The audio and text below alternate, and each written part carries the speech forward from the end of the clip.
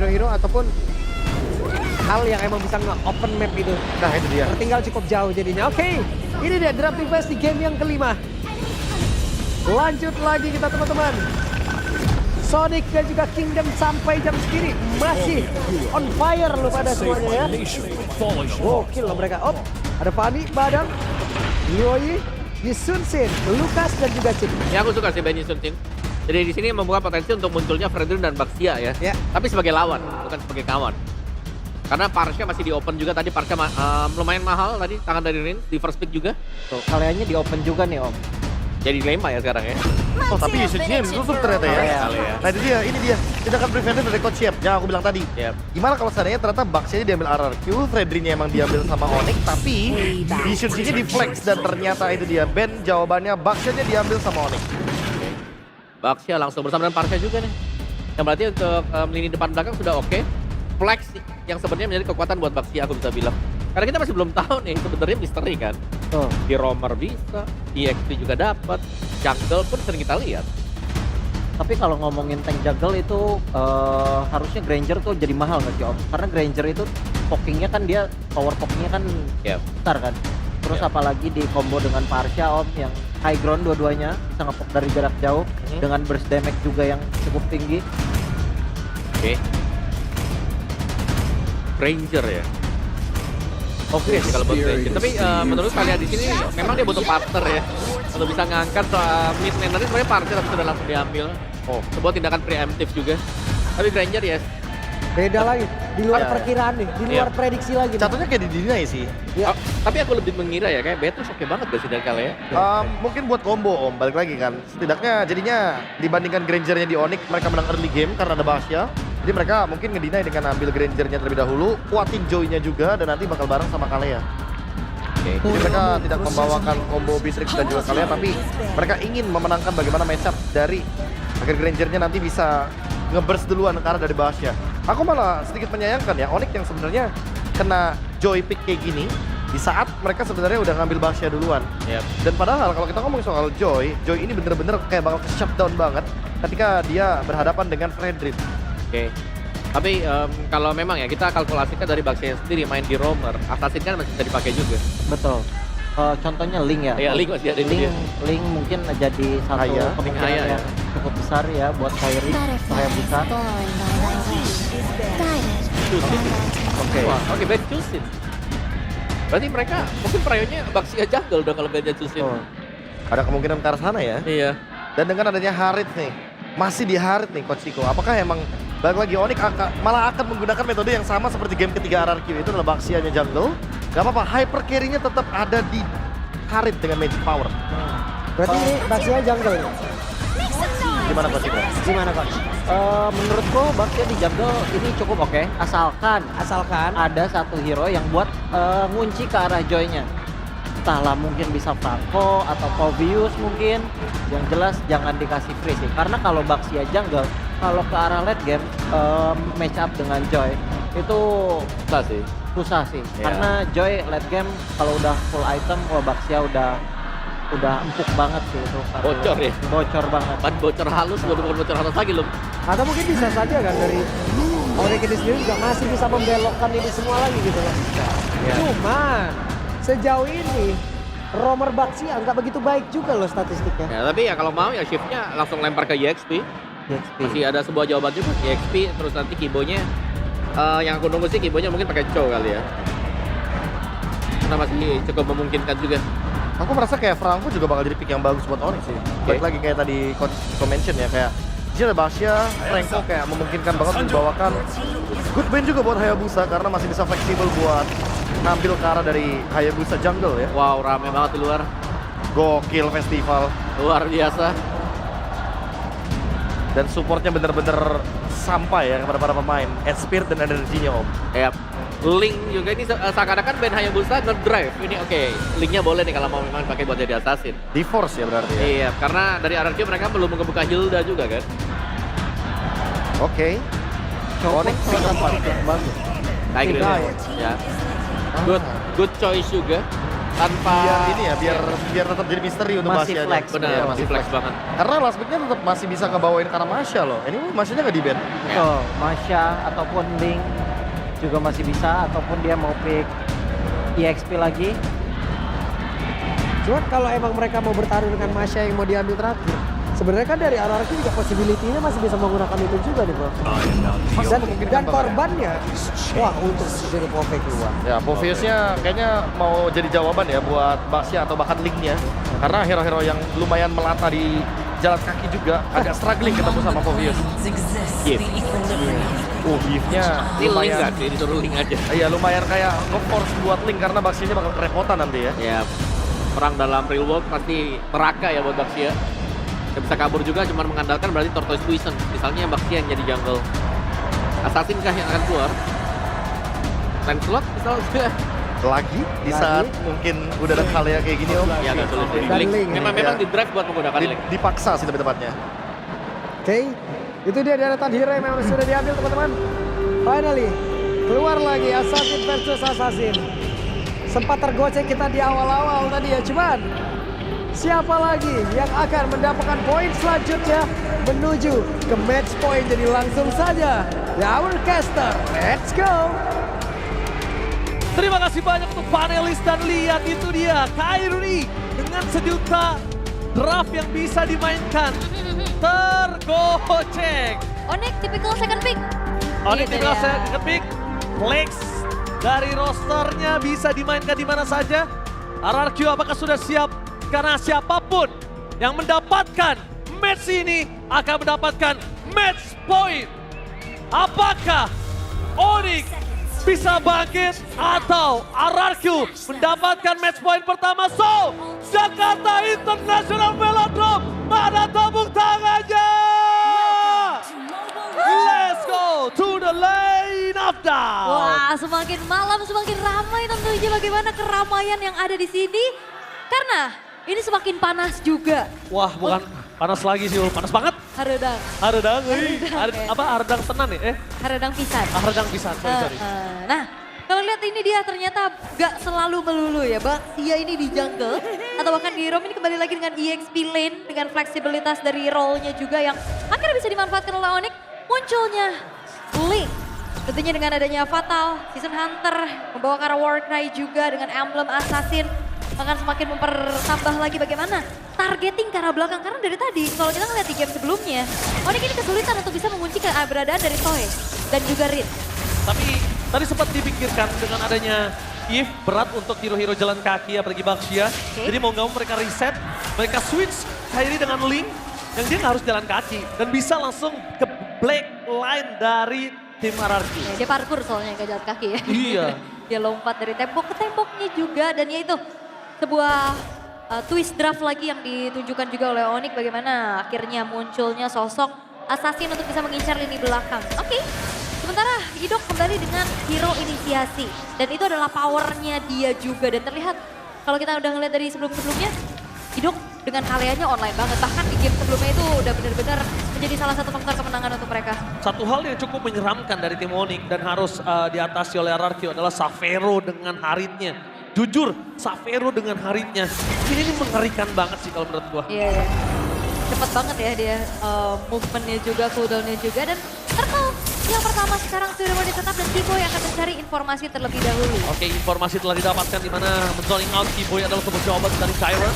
Tapi dengan retribusi yang didapatkan, T-Boy masih punya flicker for defensif. Tapi kali ini bermasukkan dari tim RRQ. Mereka sepertinya miss satu kalkuli dan itu dia. No purple buff untuk Joy. Ya, memang yang diupayakan oleh Onyx adalah mereka coba untuk cari trade ajang. Mereka nggak mau kontes karena dari turtle-nya secure ke purple milik dari Sutsujin. Gak ada pertukaran lagi yang bisa dilakukan oleh RRQ kecuali ya coba ke arah jungle-junglenya dan sepertinya gak ketahuan, gak kedeteksi lagi ada dua orang di sana. Oke, tapi lihat di depan sana, E-Boy tidak memiliki flicker, Tsunami Slam dikeluarkan tanpa adanya implosion covering up. Di luar manipulation Sas menjadi target utama dengan tidak adanya flicker Sas. Satu yang terakhir tapi sayang sekali Riz memaksa mendapatkan poin tersebut. Dengan Savero menuju ke arah mid lane. Ini akan menjadi sebuah pertempuran yang sangat luar biasa. Dengan damage yang cukup hidung akan ditumpahkan. Tapi nampaknya di depan sana Flicker save the day untuk Idok. Almost is never enough. Wah, dan itu dia sebuah backupan yang cepat dilakukan oleh RRQ. Gak segan-segan mengetahui Kiboy-nya ini gak punya item defense yang mumpuni. Gak ada flicker juga untuk kabur. Dan ditarik sudah dengan ada Tsunami Slam. Dan yang berbeda adalah Toy-nya ikut join. Beda dibanding di game sebelumnya, Savero yang turun sendiri. Toy-nya akhirnya bisa dapetin 2 point kill tabungan. Early game untuk Granger dengan persyaratan dia harus snowball. Ini bakal mengerikan buat RRQ. Tapi Dairon flicker for defensive. Mau tidak mau harus dikeluarkan karena 3 orang yang komit karena masuk tim. Ini bakal coba untuk mendapatkan Dairon dan ingat Dairon. Satu power yang harus ditutup sama Lutfi. Jadi kalau Dairon zoning out Onyx, Lutfi juga harus zoning out RRQ. Yap, Itu wajib. Harus ya, mirroring aja. Tapi kalau ngeliat dari Samsnya juga ini yang emang struggle banget ya. Purify, dia gak bisa lari dari Sutsujin. Kalau dia flicker, dia gak bisa menghindari idoknya. Sehingga akhirnya tadi Sutsujin yang memang targeting Karasans begitu optimal juga. Tinggal gimana caranya RRQ mereka jangan sampai ngebawa ini ke arah terlalu late game. Oke. Karena Link dapetin force spike, Link bisa mainin lane. Bisa mainin semuanya. Itu Gak dia. ada yang bisa nutup jalan Link untuk kali ini. Melihat menuju ke arah Turtle, poin utama mereka dari tim Onyx adalah membuka vision terlebih dahulu. Sedangkan dari tim RRQ, mereka sudah standby dengan 5 pemain mereka menuju ke arah Pit Turtle. Yang sangat penting untuk permasukan dari tim RRQ. Idok menunjukkan batang hidungnya, menandakan inisiasi power akan kuat. Dan akhirnya Onyx, daripada untuk mendelay, memaksakan keadaan ada baiknya disengage. Satu jawaban paling tepat. Itu dia ya, memilih untuk disengage karena kebetulan juga Kairinya memang sedang menjalankan satu wave di arah topnya, mendorong lagi, mencari farmingan di tempat yang sangat-sangat memungkinkan juga. Dan Idok, screening dari Idok ini sangat-sangat mengganggu. Pemain-pemain dari Onyx, dia nggak bisa akhirnya menguasai area river. Oke, menit 5. Ini harusnya Kairi udah punya laning untuk bisa split push. Dan kalau misalnya RRQ mau coba ngutus Sutsujin untuk head to head dengan Kairi, pastikan ada cover atau enggak. Sama sekali dia dengan Winter. Tapi lihat dari top lane, dengan damage tambahan Lutfi hampir ter-takedown. Dengan Revitalizer drop up, membuat lawan pasukan dari tim Onyx mereka kehilangan daya badan. Kiboy harus punya badan satu dan bahkan ini dia Tsunami Slam! Tanpa following up damage, tapi real manipulation tiba-tiba muncul. Sapphire di sana belum terperangkap, sama pasukan dari tim Onyx. Ada 2 tim fight yang terbelah 2. Idok tumbang, tapi Sapphire terperangkap dan bahkan one last hand. Sapphire almost is never enough. Hampir bertahan tapi nampaknya gagal. Membuat para pasukan dari tim Onyx mereka tetap hilang. Godlaner mereka adalah Sutsujin menutup tim fight dengan 1 buah point kill. Eksekutor Sutsujin dengan begitu baik. Walaupun memang pertukaran terjadi antara kedua belah roamer, tapi akhirnya keuntungan bisa dikantongi oleh RRQ dengan banyaknya point kill yang mereka ciptakan. Lagi-lagi 3000 gold difference. Iya, ini terlalu jauh sih dan dominasi kembali ditunjukkan. Karena RRQ akan menuju ke arah match point di depan mata untuk mereka. Tapi balik lagi di game ini, jangan lagi sampai dibawa ke arah mid to the late. Karena lihat Kairinya ini udah mulai mainin lane-lane yang berjauhan juga. Lane bawah udah mulai dimainin. Terutama kalau ngelihat dari levelnya juga Kairi masih coba untuk mengejar. Gap 2 level ini akan menjadi sebuah keuntungan sangat-sangat besar untuk Sutsujin. Alright, tidak masalah. Tsunami Slam! Out of nowhere tiba-tiba membuat para pasukan dari tim Onyx terkena sedut. Dan bahkan para pasukan dari tim RRQ dengan serangan kejut mereka berhasil mendapatkan 3 point kill yang kehilangan dari god lanernya. Bahkan membalikkan keadaan. Serangan kejut, terkejut-kejut. Dia mau ngagetin, dia yang kaget. Iya. Langsung terangkat Tsunami Slam dengan follow up ternyata yang cukup juga. Hero-hero kayak Ludwig, Kiboy, ini sangat-sangat bisa dipoke dan juga dipegangin sama Rins. Efek slow-nya, apalagi kalau ada di ujung dari root manipulation itu juga ada efek mobilize. Dan akhirnya perfect turtle My bisa God. diamankan oleh RRQ. My God, perfect turtle ini bahaya banget sih. Dari para pasukan dari tim RRQ mereka sudah mengungguli 5.500 gold difference. Meanwhile, para pasukan dari tim Onyx mereka cuma bisa melawan defense. Untungnya dengan ada Parsha, High Ground akan cukup lebih kuat.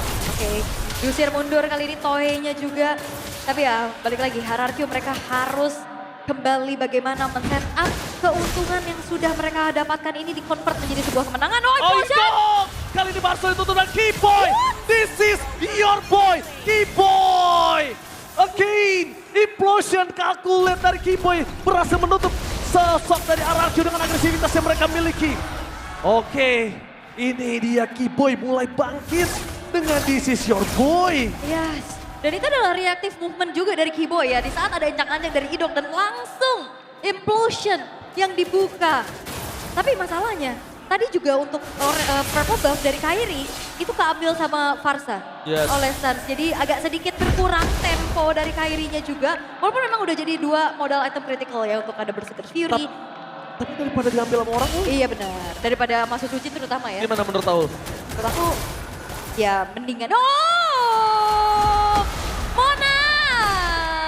Lemon, MPLID Extremer, Lemon kali ini menonton langsung RRQ di Grand Final bersama dengan Onyx, 2 raja dengan 1 champion Immortal Trophy.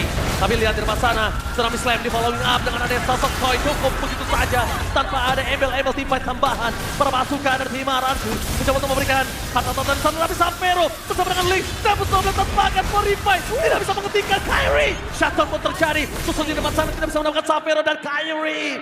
Kairi Link memang sedikit different, membuat Kairi mencoba untuk bertahan seorang diri dan membuat para pasukan dari tim Onyx mereka berhasil pulang tanpa kehilangan Kairi. Ya itu shutdown toy juga sih yang mahal banget targetingnya dari Kairi yang akhirnya juga mengacak-acak backline dari RRQ.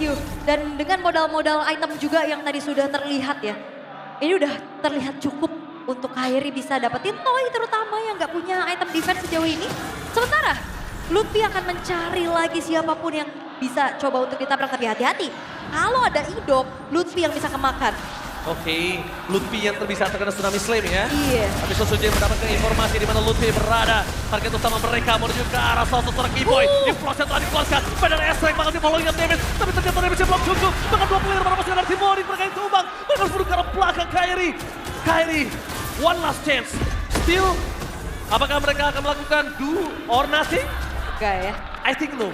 Iya, tidak sepertinya nggak mau terlalu mengambil resiko. Dan akhirnya direlakan saja Lord yang belum in hands juga kebetulan. Dan terlihat bagaimana kalian ada implosion. Tapi semuanya terkalkulasi damage-nya karena ada heal dari Idok. Tipis tapi ngeselin. Yes.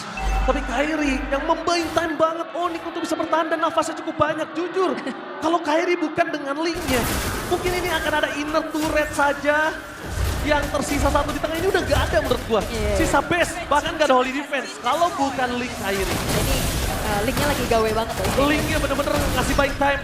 Tapi karena tahu Keyboy bisa make a moment, ada baiknya dibonyokin untuk para pasukan dari tim RRQ. 7.500 gold difference loh. Iya ini terlalu jauh sih. 7.500 segi atribut item damage juga akan sangat-sangat berbeda. Dan kali ini Onyx mereka harus mengantisipasi bagaimana hadirnya Lord yang sudah mulai masuk ke dalam base top turret. Kairi show di arah bottom lane, dia harus pulang ke arah belakang. Implosion! Keyboy! Covering yang sangat bagus tapi Tsunami Slam sudah keluar terlebih dahulu. Damage-nya terlalu besar membuat Lutfi harus ter-take down tapi Sapero dive into deep. Damage-nya terlalu besar. Sapero nggak bisa lebih masuk lebih dalam lagi karena berbahaya Tadris. Almost outplay dan Link Kairi berhasil mendapatkan shutdown. Jadi ya terkena pop damage dari Sapero dan dieksekusi dengan begitu manis oleh Kairi. Dan kali ini Onyx mereka mempertahankan 3 base turret mereka dengan cukup baik. Sapero mencoba untuk berdasar ke depan sana. Tapi nampaknya Sosujin coming dengan bersama Naotoy. Damage mereka cukup tapi Sans melakukan rotasi. Mencoba untuk menutup cara mid lane. Tapi tampaknya bukan itu tujuan mereka. Tujuan mereka di mana? 1 buah point kill terhadap Tyron. Tidak berhasil mereka dapatkan. Mission impossible cancel. Oke, tapi base turret top lane yang hancur juga pada akhirnya. Menjadi sebuah besting yang bisa didapatkan oleh RRQ juga. Karena kan terlihat dari replaynya nih, kalau kita intip. Mencoba untuk masuk, bermula dari Idok yang langsung di-react dengan 1 buah Sacred Hammer juga. Seharusnya aman di belakang, gak buru-buru juga ke-trigger dari sebuah Purify-nya.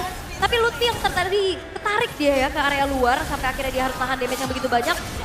1 buah Synchrovision dari Sapero dieksekusi oleh Kairi dan akhirnya bisa mendapatkan 1 poin kill tambahan. Keyboy bener-bener membuat Idok 2 kali tenggelam di dalam implosion. Ini mungkin udah mulai harus dikalkulit oleh Idok dengan 7.000 gold difference menuju ke arah metode late game. Makin late game itu makin tidak terlalu berasa untuk Kairi. Siapapun lawannya tanpa Win of Nature atau Winter Crown, Kairi bisa makan hal tersebut. Yap. Oke, Win of Nature ya untuk toy-nya juga. Item terakhir bisa menuju ke arah si Halberd ataupun Noblade of Despair kalau nggak salah. Tapi untuk kali ini Purple Buff sudah mulai terjadi adanya keramaian juga. Yes, targeting utama mereka gimana membuat pasukan dari tim Onyx mereka terkena retributionnya gagal. Bahkan Tyron berhasil mendapatkan Keyboy. No trigger for this time. Keyboy ter-take down. Tanpa following up damage. Farsia mencoba untuk melakukan covering up. Tapi Sapero yang hanya bisa selamat dari 2 korban jiwa yang didapatkan oleh tim RRQ. Lord muncul. Tidak ada Lutfi, tidak ada Keyboy, Nova dan kayaknya untuk mendapatkan steal mereka harus urungkan. Iya, kecuali mungkin ini Lord Evolve ya. Itu bakal ada paksaan buat kontes harusnya, cuman kali ini selagi masih adanya yang bisa menjaga teritori high ground seperti adanya Farsa, ini bakal coba untuk dilepasin dulu sama Onyx. Kebetulan juga ini masih Lord in Hand yang pertama. Jadi setup defense yang harus akan dimaksimalkan selagi Suns-nya aman. Harusnya defensif high ground mereka masih bisa dijaga. Dan itu pun terbukti, lihat. Dengan adanya keunggulan mereka gold 8.500, mereka bahkan cuma dapetin 1 buah base turret dari top lane. Ya. Yang harusnya nabrak sekali, mereka punya power yang banyak. Dan bahkan lihat, penonton yang luar biasa banyak di festival. Bahkan kita lihat ada Pariki yang mungkin jarang banget kita lihat Iya, datang ya. untuk nonton RRQ ya. Udah lama ya. Hadir langsung. Oke. Kita tunggu dari Onyx-nya nih, disorot juga nih ya. CEO-nya Onyx kan. Ko Justin di mana Iya, ya? Ko Justin di mana nih Ko Justin? Alright, tapi untuk sekarang, 3 lane push. Oh, Real manipulation, no way! Ilasa takedown di saat adanya Farsha.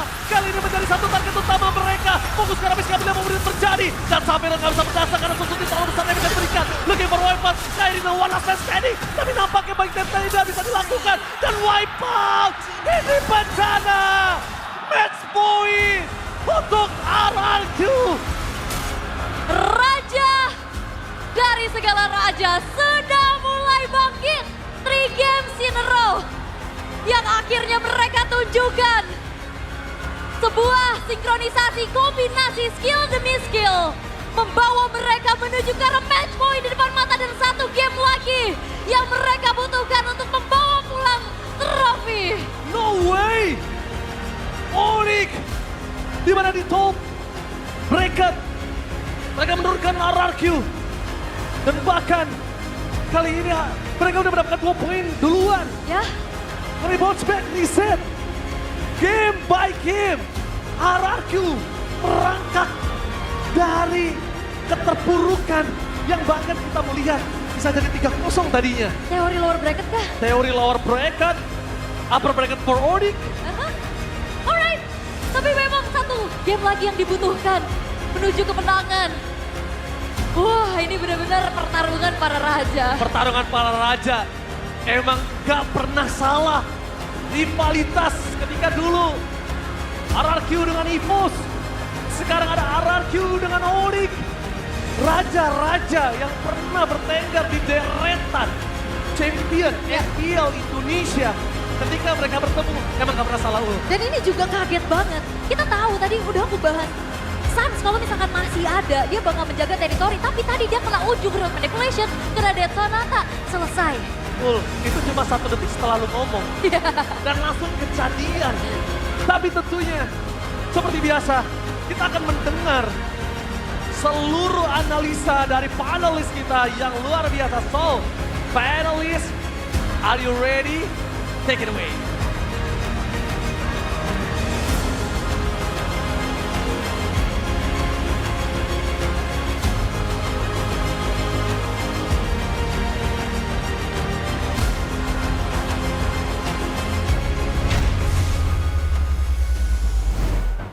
Yap, itu dia match point untuk RRQ Hoshi.